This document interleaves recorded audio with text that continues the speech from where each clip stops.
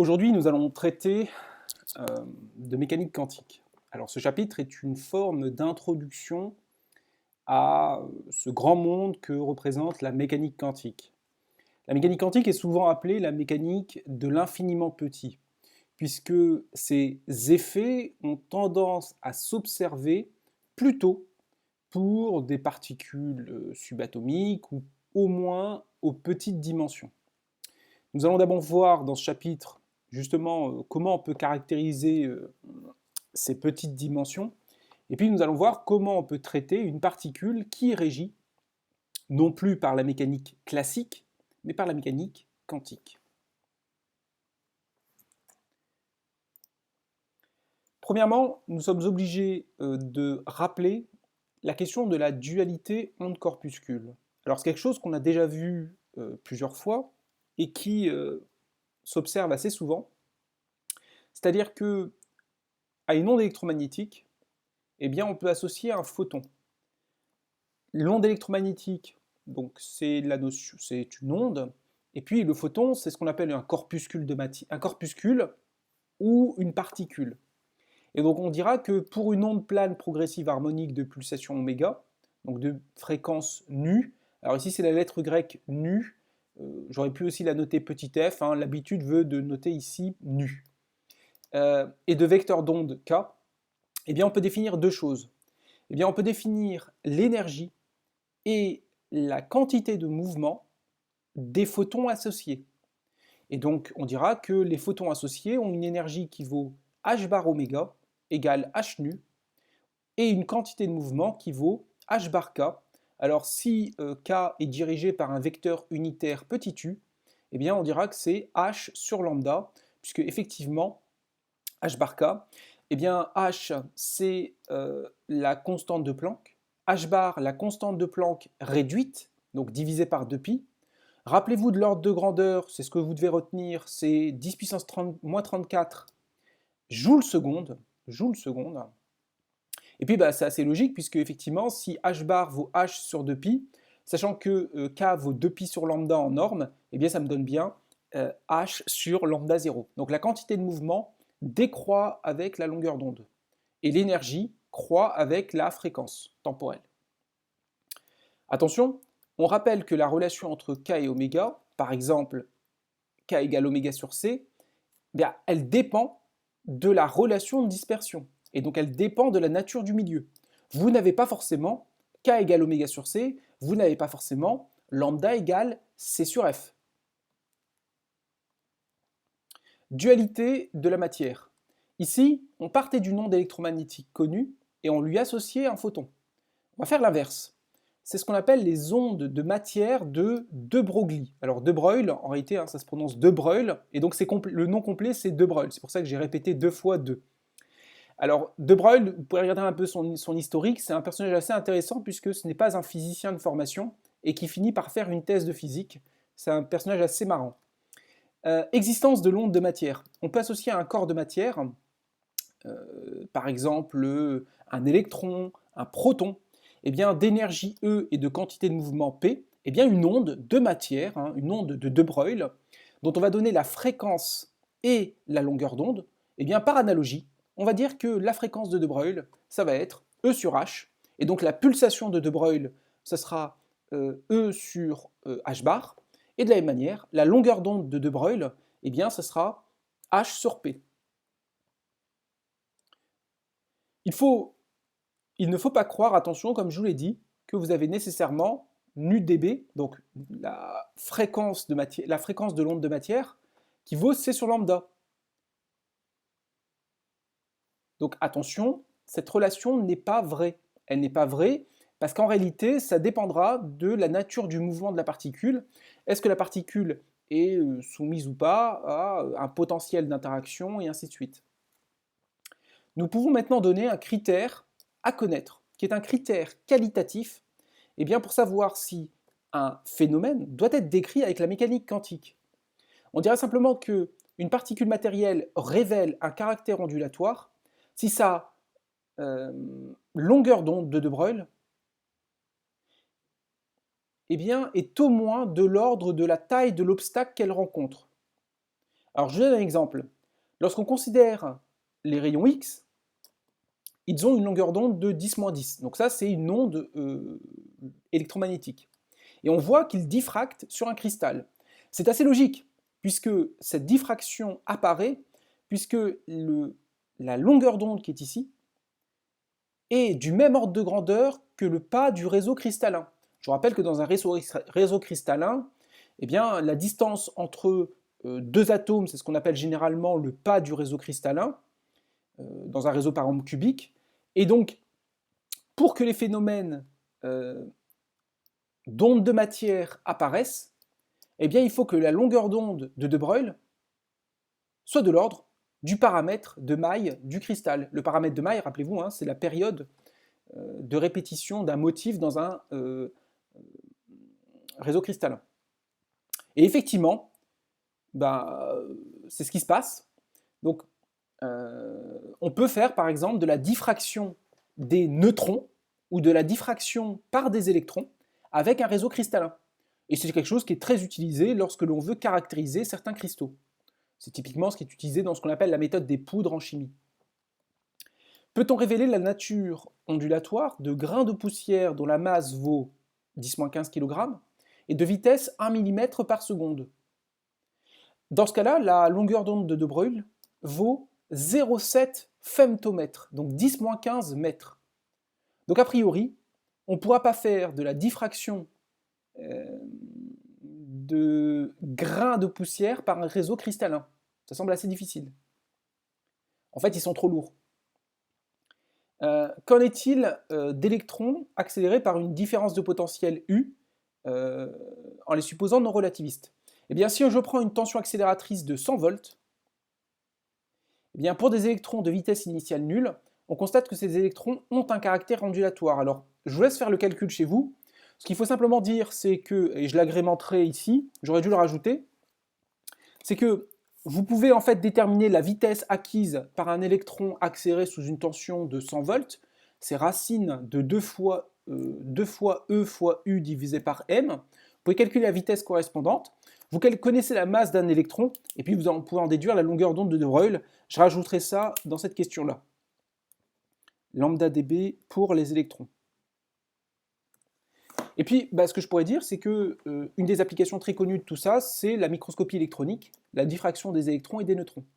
Donc la microscopie électronique, c'est justement la révélation du caractère ondulatoire de l'onde de matière associée à des électrons qui tapent sur des molécules, qui tapent sur des réseaux cristallins et ainsi de suite. Expérience pour essayer de décrire ce qu'on va appeler l'état quantique. Alors la notion de mécanique quantique est quelque chose qui a mis très longtemps à émerger. Elle a émergé grosso modo autour des années 1910, 1920, 1930. Et très vite, il a fallu donner un sens physique aux équations qui apparaissaient. Dans ce cas-là, il a fallu attendre ce qu'on a appelé l'école de Copenhague, donc l'école de Copenhague en français, qui a donné justement une interprétation qu'on va appeler probabiliste. Alors je vais insister sur ce mot-là. Depuis le début de l'année, nous faisons une mécanique classique que l'on appelle souvent déterministe, c'est-à-dire que la connaissance du comportement à l'instant t égale à 0 permet de connaître le comportement à tout instant. Typiquement, je lance un boulet de canon, si je connais les conditions initiales, je connais la trajectoire du boulet de canon. Alors cette fois-ci, c'est beaucoup plus compliqué. On constate qu'à l'échelle quantique, à l'échelle atomique par exemple, les particules ont un comportement probabiliste, c'est-à-dire que on ne pourra donc construire que des probabilités de certains événements. Alors, tout d'abord, il y a un point sur lequel je vais parler très vite, qui est ce qu'on appelle l'expérience des interférences par des fentes Young. Alors, c'est quelque chose que je n'ai pas parlé depuis le début de l'année. Je vais en parler simplement à titre culturel. Pour les élèves de PC, ça sera revu en détail. Alors, je vais essayer de le remettre. Où est-ce que c'est? Pardonnez-moi, c'est là. Alors, c'est pas très difficile. L'idée de dire, je prends... Alors, j'ai essayé d'augmenter un peu. Voilà, est-ce qu'on voit mieux? Ouais. Alors, l'idée est assez simple. Je prends un plan percé soit de 2 trous, soit percé finalement de deux fentes. Et j'envoie de la lumière à partir d'une source lumineuse. Et je constate que la lumière va irriguer finalement ces deux trous, et que, en sortie, je n'aurai pas un éclairement uniforme, mais un éclairement qui sera périodique, qui fera apparaître ce que l'on appelle des franges d'interférence. Et on peut tout à fait démontrer la périodicité, en fait, c'est un calcul qui est assez connu. On peut déterminer ce qu'on appelle la période de ces franges d'interférence, qui s'appelle l'interfrange. Alors c'est quelque chose que vous observerez beaucoup en spé, hein, donc alors je vais essayer de trouver une autre photo. Donc ça peut ressembler à ça, hein, c'est grosso modo quelque chose qui est assez périodique. Alors c'est un phénomène que vous verrez en spé pour les élèves de PC. Donc l'idée c'est de dire que la lumière, en fait, lorsqu'elle arrive à un endroit de l'écran, n'a pas suivi le même chemin suivant que, eh bien, elle soit passée par le premier trou ou par le deuxième trou. Et donc globalement, il y aura un déphasage, une désynchronisation qui peut apparaître à certains endroits, c'est-à-dire une superposition soit d'ondes qui sont en phase, soit d'ondes qui sont en opposition de phase. Les couleurs, ça correspond au cas où les deux ondes qui arrivent ici et là sont en phase, et les points noirs sont les endroits où les ondes sont en opposition de phase. Et comme elles sont en opposition de phase, elles vont s'annuler l'une l'autre. Alors un point aussi qu'il faut savoir, c'est que ces interférences n'existent que si les deux trous sont éclairés. C'est-à-dire que si vous bouchez l'un des trous, les interférences disparaissent et vous avez simplement la lumière qui provient par le premier trou, et en fait vous avez un éclairement alors, qui n'est pas uniforme, mais qui présente ce qu'on appelle une tache de diffraction. Donc c'est la tache de diffraction qui est liée à la présence d'un trou de taille réduite. Eh bien, cette expérience-là, on constate alors que l'intensité de la lumineuse sur l'écran est de la forme I égale I1 plus I2 plus 2 racines de I1 I2 cosinus de delta phi, où delta phi est le déphasage entre les deux chemins. Donc je reprends la photo de tout à l'heure. Je dis simplement que les trous peuvent être différents. J'y note I1, l'intensité qui passe par ici, I2, l'intensité lumineuse qui passe par ici, et je dirais alors que l'intensité lumineuse en un point de l'écran, elle vaut I1 plus I2, plus un terme proportionnel au cosinus du déphasage entre les deux signaux. Et c'est tout le paradoxe des interférences, c'est-à-dire que de la lumière plus de la lumière, ça peut faire du noir.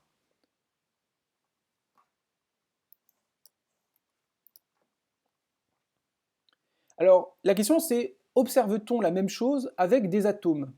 Alors, ça c'est l'expérience que je vous ai montrée, l'expérience d'interférence atomique, d'interférence lumineuse, pardonnez-moi, avec un laser. Imaginons que l'on prenne une expérience qui a été réalisée en 1992 par une équipe japonaise de l'université de Tokyo. Nous avons pris un nuage atomique, en fait ralenti, et on l'a fait passer on l'a mis au-dessus d'un plan muni de deux fentes. C'est exactement la même expérience. Et on constate quelque chose d'assez bizarre, c'est que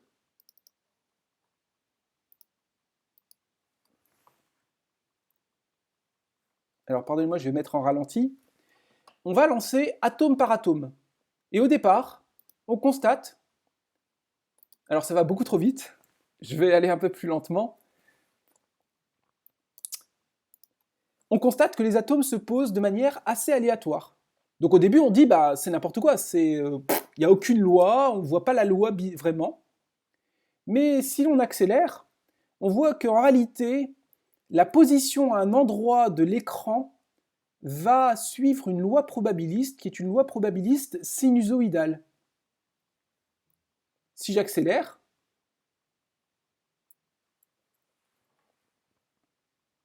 on voit apparaître progressivement les franges d'interférence. Donc autrement dit, vous voyez que l'atome, eh bien, certes, il a un comportement probabiliste, mais dont on peut donner une statistique. C'est-à-dire dont on peut donner une loi. C'est-à-dire que l'atome va avoir un comportement probabiliste, c'est-à-dire que pris séparément, l'atome, je ne sais pas où il va taper. Mais statistiquement, je peux construire une probabilité de présence de l'électron au niveau de l'écran de détection. Eh bien, ça va être l'objet de la mécanique quantique. Ça va être d'essayer de déterminer des probabilités de présence. Si vous voulez aller plus loin sur cette expérience qui est effectivement une expérience assez magnifique, je vous conseille de regarder cette vidéo-là, qui a été faite par un vrai physicien. Alors, il explique les choses bien mieux que moi, et ça sera sûrement plus intéressant.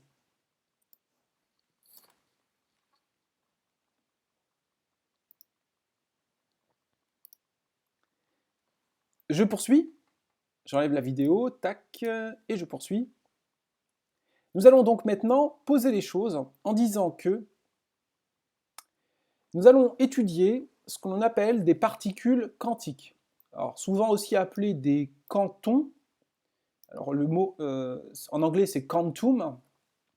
Et donc, on va dire simplement qu'un système physique élémentaire, une particule quantique, c'est un système physique élémentaire étudié par la physique quantique. Et donc on va dire qu'il existe des électrons, des protons qui vont avoir des comportements quantiques à l'échelle de l'atome, à l'échelle, on va dire, subatomique. On va se donner un petit postulat, donc quelque chose que l'on ne démontre pas, qu'on admet, c'est que l'état physique d'une particule quantique est parfaitement déterminé par une fonction complexe qu'on appelle la fonction d'onde, qu'on va noter psi, alors je mets la barre pour indiquer que c'est complexe, et qui n'a en réalité aucune signification physique, on l'appelle parfois une amplitude de probabilité, mais en réalité, ce qui a un sens, et ça c'est une question classique d'oral, c'est bien sûr le carré de la fonction, enfin le module au carré de la fonction d'onde, qui représente ce qu'on appelle la densité de probabilité de présence. Autrement dit, si l'on note delta P, la probabilité qu'une particule se trouve à l'instant T dans un volume élémentaire delta V, eh bien, module de psi au carré vaut la densité volumique de probabilité de présence, c'est-à-dire encore delta P sur delta V. Donc vous voyez que psi carré, en termes d'unité, c'est des mètres moins 3.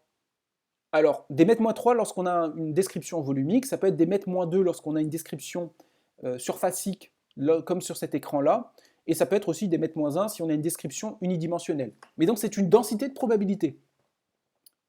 Et donc ça va être ici delta P sur delta V.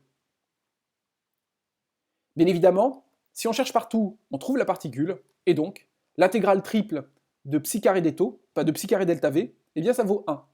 Autrement dit, dans ce cas-là, ça veut dire que votre fonction d'onde, elle a été normalisée. Alors, c'est pas toujours vrai, c'est si vous avez pris les précautions de normaliser votre fonction d'onde. Mais vous dites simplement, c'est pas toujours vrai. Disons que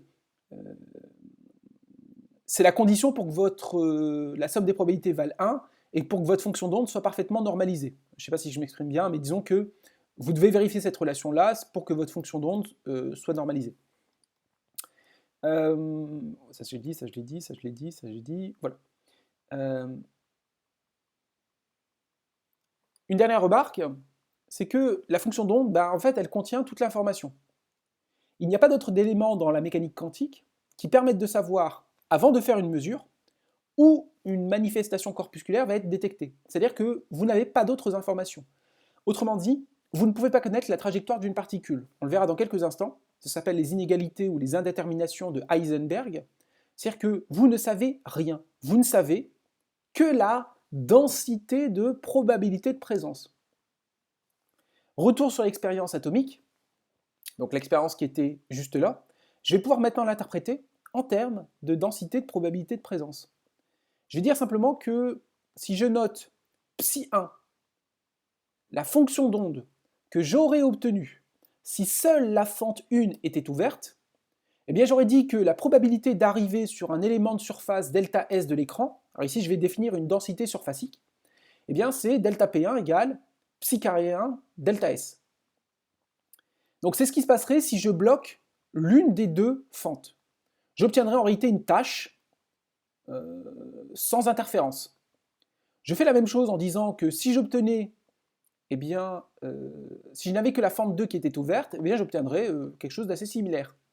Et je dis simplement maintenant que lorsque je vais avoir les deux fentes ouvertes, eh bien je vais dire que la probabilité de présence à un endroit c'est psi carré delta S, et je vais dire que psi, c'est la somme des deux, parce que j'ai ouvert les deux fentes.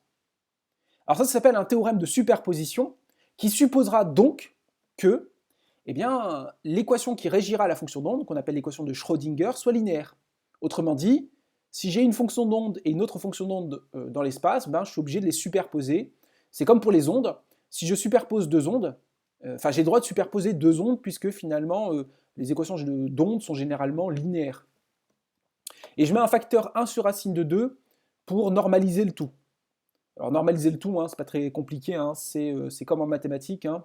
Lorsque vous voulez construire par exemple un vecteur normalisé qui serait ux plus uy, ben, vous mettez un 1 sur racine de 2 à cause du produit scalaire pour rendre les choses unitaires. Et je dis donc à ce moment-là que si je développe un peu, eh bien j'obtiens que la probabilité de présence en un endroit, eh bien ça vaut la probabilité de présence divisée par 2 que j'aurais obtenue s'il n'y avait eu qu'une seule fente, plus la probabilité de présence que j'aurais obtenue s'il n'y avait eu qu'une seule, que l'autre fente, plus un terme. Alors un peu compliqué, alors les étoiles, rappelez-vous, c'est les complexes conjugués, et d'ailleurs j'ai oublié des barres quelques endroits, je les rajouterai. Donc psi2 étoile, j'ai oublié la barre. Et bien un terme qui s'appelle le terme d'interférence. Ce terme d'interférence, c'est exactement le terme qui était là, que vous reverrez pour les élèves de PC, ici. Donc c'est le terme qui introduit le déphasage entre les deux chemins. Et ce terme d'interférence, on peut le calculer. Eh bien, en fait, si on pose bien les choses, eh bien, il est effectivement en cosinus d'un déphasage entre les deux voies. C'est exactement ce que l'on vient de démontrer, que je viens de vous démontrer ici, avec cette petite vidéo.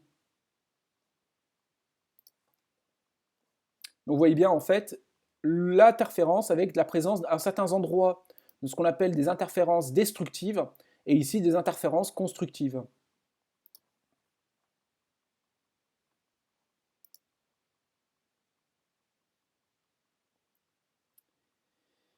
Je poursuis. Justement, maintenant que je vous ai dit cela, on va essayer de construire des solutions. Donc de construire des fonctions d'onde. Alors je ne sais toujours pas ce que c'est que l'équation d'onde, enfin l'équation de Heisenberg, de Schrödinger, pardonnez-moi, je vais la revoir dans quelques instants. Je dis simplement que la fonction d'onde doit être ce qu'on appelle de carré sommable.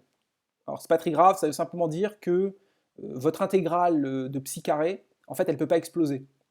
Et donc dans ce cas-là, on peut démontrer qu'on est vraiment dans le cadre de la décomposition de Fourier. En fait, la décomposition de Fourier s'applique à un espace qu'on appelle L22E ou L22R, qui est l'espace des fonctions de carré sommable. Donc ça, on s'en fiche. Donc quoi qu'il arrive, on peut construire une décomposition en onde harmonique. Donc je propose de prendre une solution harmonique. Et il y a une solution harmonique qu'on connaît assez bien, qui est une solution d'onde, qui est psi bar de x virgule t, dans le cas d'une onde unidimensionnelle, qui vaut, à une constante près, exponentielle, alors ikx moins oméga t. Alors j'ai choisi ikx moins oméga t, j'aurais bien sûr pu choisir aussi peut-être i oméga t moins kx. Alors on verra dans quelques instants qu'il vaut mieux écrire ça sous cette forme-là. Je poursuis, donc ikx moins oméga t, et il s'agit d'une onde plane, progressive, harmonique, qui se propage avec une vitesse de phase qui peut éventuellement dépendre de la valeur de la fréquence ou de la valeur du vecteur d'onde. C'est-à-dire que vous ne connaissez pas forcément la relation de dispersion. C'est-à-dire que vous ne connaissez pas la relation entre k et oméga. Alors, une fois qu'on a cela, on peut construire la quantité de mouvement, on l'a dit, hein, c'est P égale H bar K, et l'énergie équivaut E égale H bar oméga. Alors, je vais revenir sur quelque chose sur lequel je suis allé assez vite sur le cours sur les ondes, qui est de dire que cette OPPH, elle est très pratique à utiliser mathématiquement, mais elle est irréaliste, puisque c'est un signal qui existe toujours, qui existera toujours, qui a toujours existé, qui est infiniment long, qui dure une durée infinie. La fonction d'onde proposée en réalité n'est pas normalisable. Vous pouvez essayer de calculer cette intégrale-là, ça ne marche pas. Elle explose l'intégrale. Donc en réalité, techniquement, ce n'est pas une solution qui est pratique. Puisque ça veut dire qu'à ce moment-là, si on calcule le module de psi au carré, qui représente la densité de probabilité, il est uniforme. Autrement dit, cela signifie que la mesure de la position de la particule est équiprobable sur tout l'espace. Autrement dit, la particule, dans le cas d'une solution comme celle-ci, présente une probabilité de présence qui est identique dans tout R3, ce qui est quand même un peu débile. Ce qui veut dire qu'on a une indétermination totale sur la position. Autrement dit, je ne sais pas où est la particule. Et ça, c'est fondamental. Je ne peux pas déterminer la position d'une particule qui est représentée par une fonction d'onde de type onde plane progressive harmonique. Autrement dit, cette solution n'est pas une solution qui est réaliste physiquement. Et donc, en réalité, la solution qu'il faut faire, c'est de dire que ça va être un candidat solution, mais que la solution réaliste, ce sera ce qu'on appelle un paquet d'ondes. Alors, c'est ce que je vous ai déjà peut-être dit dans le chapitre sur les ondes progressives, c'est que l'onde plane progressive harmonique est un candidat solution qui permet de manipuler les choses, mais qui est irréaliste. Et d'ailleurs, on peut avoir des situations où la vitesse de phase d'une onde plane progressive harmonique eh bien, dépasse la vitesse de la lumière. Et je vous avais dit que ce n'est pas grave, parce qu'en réalité, ça n'a aucune réalité physique. Ce qui a une réalité physique, c'est le paquet d'ondes, c'est-à-dire la superposition d'ondes. Alors, je ne l'ai plus là en tête, mais un paquet d'ondes, ça peut être quelque chose qui ressemble à ça. Alors, j'improvise, OpenA, user, Soufiane, desktop, document, PCSI, leçon de physique, leçon onde 1, tac, simulation, ouais, je ne l'ai pas, simulation, non, c'est dans onde 2, quel idiot, onde 2, simulation, tac, et c'était vidéo, impulsion, il me semble, c'était la vidéo 7, vidéo 7. .mp4. Pardonnez-moi de chercher, j'ai oublié de chercher. Il veut pas. Alors, tac. Ah, quel idiot. Pardonnez-moi de ne pas trouver simulation PCSI leçon onde 2, leçon onde 2. Simulation, tac. Et donc ça doit être quelque part, alors où est-ce que je l'ai mis? MP4, elles sont pas là les MP4? Où est-ce que j'ai mis les MP4? C'est celle-là. D'ailleurs c'est allé assez vite, on va essayer de remettre en arrière. Donc un paquet d'ondes c'est ça. C'est une onde qui avance, qui a une en fait durée limitée dans le temps et dans l'espace. Et donc comme il y a une durée limitée dans le temps et dans l'espace, eh bien l'idée c'est qu'on peut la localiser, on peut localiser la particule. Donc ça ce serait quelque chose qui est beaucoup plus réaliste, puisque je peux localiser la particule avec une certaine incertitude, mais je peux localiser la particule. Et donc justement, pour aller dans cette histoire d'indétermination, d'inégalité d'Heisenberg, on va dire que pour une particule, on ne peut pas avoir, alors essayez d'écouter ce que je vais vous dire, on ne peut pas avoir une précision infinie en même temps sur sa position et sur sa vitesse. Si je cherche à connaître parfaitement la position d'une particule, je ne connaîtrai plus sa vitesse. Et si je ne cherche à connaître parfaitement sa vitesse, je ne connais plus sa position. Et ça se résume en disant que delta x, delta px doit être supérieur ou égal à h bar. Alors dans la littérature, on trouve des fois aussi h bar sur 2.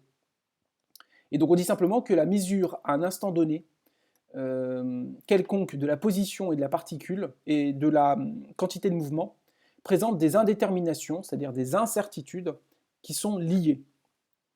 Et de la même manière, on aurait pu le faire sur les autres axes. Je ne peux pas connaître parfaitement la position selon y, et la quantité de mouvement ou la vitesse selon y. On peut revenir donc maintenant sur l'exemple précédent en disant que ici, lorsque j'ai pris une onde plane progressive sous cette forme-là, j'avais une connaissance parfaite de la quantité de mouvement, puisque je disais P vaut ça, sans donner aucune incertitude. Dans ce cas-là, j'obtiens une délocalisation totale de la particule, c'est-à-dire que delta x tend vers l'infini. Devient au moins égal à h bar sur delta x.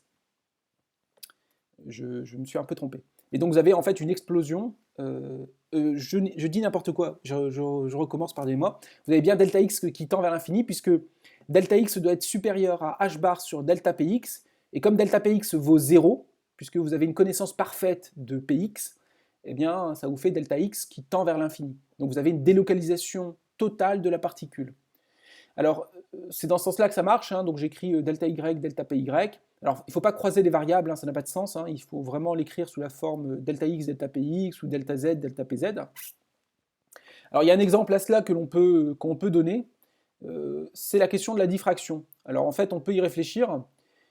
Si l'on prend, on va dire, un laser qui émet à l'intérieur d'une fente de la lumière, eh bien, ce qui se passe, c'est que, supposons que je note Y, l'axe qui correspond à l'axe de l'écran ici, comme ça, eh bien, le fait d'obliger les particules à passer à travers une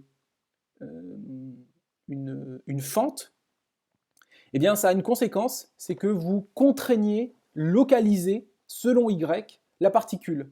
Et donc ça veut dire que vous imposez que Y vale 0 à A sur 2 près ou à A près.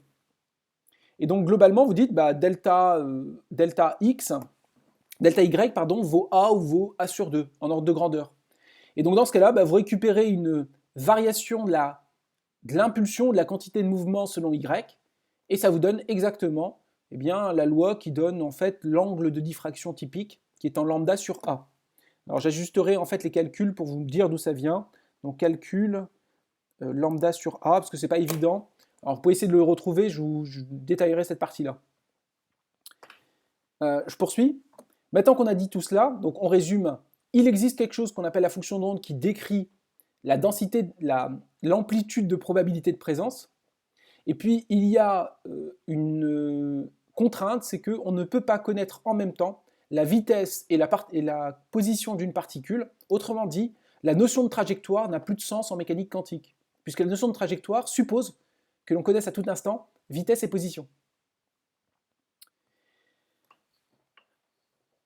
Donc, des fonctions d'onde, avant d'aller vers l'équation de Schrödinger, des fonctions d'onde, vous en avez vu plein. Alors, il y a un cas où vous avez déjà vu, bah, c'est en chimie. Les fonctions d'onde que vous avez vues en chimie, c'est typiquement ceci. C'est les fonctions d'onde associées aux orbitales atomiques. Eh bien, alors j'ai pas trouvé de meilleure photo, il faudrait que je le reconstruise moi-même. En fait, par exemple, ici on a l'orbital 2s. Alors l'orbital 2s, vous voyez, ici on a représenté ce qu'on appelle la densité de probabilité angulaire.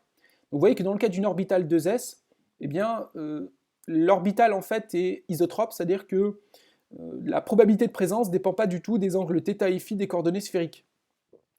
De la même manière dans une orbitale 3s ou dans une orbitale 4s. Par contre, si on prend par exemple ici cette orbitale-là, qui est l'orbitale 2p0, ou cette orbitale-là, qui est l'orbitale 2p1, eh bien celles-ci sont anisotropes, c'est-à-dire qu'elles ont des directions privilégiées. Pareil ici, si je prends cette orbitale-là, qui, dans mes souvenirs, est l'orbitale 3dz carré, ou celle-ci qui doit être sûrement l'orbitale 3dxy. L'idée, c'est de dire que ces orbitales atomiques eh bien, ont une certaine... font que l'électron a plus de probabilité de se trouver dans une direction qu'une autre, et c'est ce qui explique en chimie, je crois, ce qu'on appelle la régiosélectivité, c'est-à-dire le fait qu'il existe des directions privilégiées d'attaque d'un nucléophile sur un électrophile dans certaines réactions de chimie organique. Alors je m'arrêterai là parce que je raconterai très vite n'importe quoi. Donc ça, c'est quelque chose que vous reverrez en chimie pour les élèves de PC. Donc ça, je l'ai dit. Ok. Équation de Schrödinger. Alors, justement, on veut obtenir une équation qui régit le comportement de la fonction d'onde. Alors, cette équation de Schrödinger, techniquement, elle doit vous être rappelée, mais il y a plein de sujets de concours sur lesquels on ne vous la rappelle pas. Donc, on va essayer quand même de la apprendre.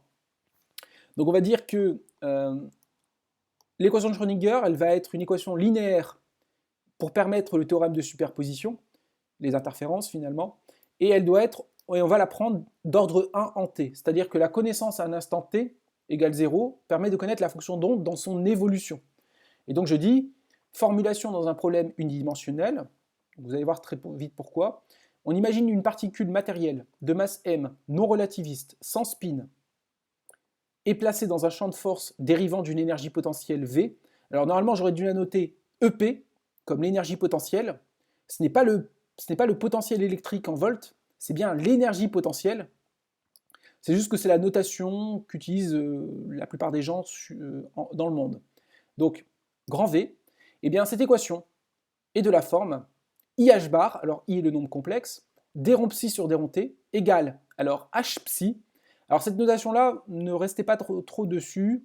H étant ce qu'on appelle l'opérateur hamiltonien, c'est pas une constante multiplicative, c'est un opérateur, mais je ne voulais pas rentrer dans les subtilités. Et elle vaut donc moins h bar carré sur 2m, laplacien de psi, plus v fois psi. Et laplacien, dans le cas unidimensionnel, devient la dérivée seconde. Donc ça fait moins h bar carré sur 2m, d2 de psi sur dx2, plus v fois psi. H, c'est ce qu'on appelle l'hamiltonien. Alors l'hamiltonien, c'est quelque chose d'un peu compliqué. L'idée, c'est de dire que l'hamiltonien va représenter l'énergie mécanique de la particule. Alors l'hamiltonien, c'est la généralisation de la notion d'énergie mécanique en mécanique analytique. C'est compliqué. Et on va dire simplement que lorsqu'on écrit que I d2 psi sur dt égale H psi, en fait, il se trouve que le premier terme, alors retenez ça parce que c'est une question classique, le premier terme, c'est l'énergie cinétique, et le deuxième terme, c'est l'énergie potentielle, ou tout du moins l'opérateur associé. On va chercher, comme en chimie, parce que vous allez voir que les ondes qu'on étudie en chimie sont généralement ce qu'on appelle des ondes stationnaires, c'est-à-dire des ondes qui sont de telle sorte que la probabilité de présence soit constante dans le temps. Alors je vous propose de faire une pause, et puis je continuerai juste après.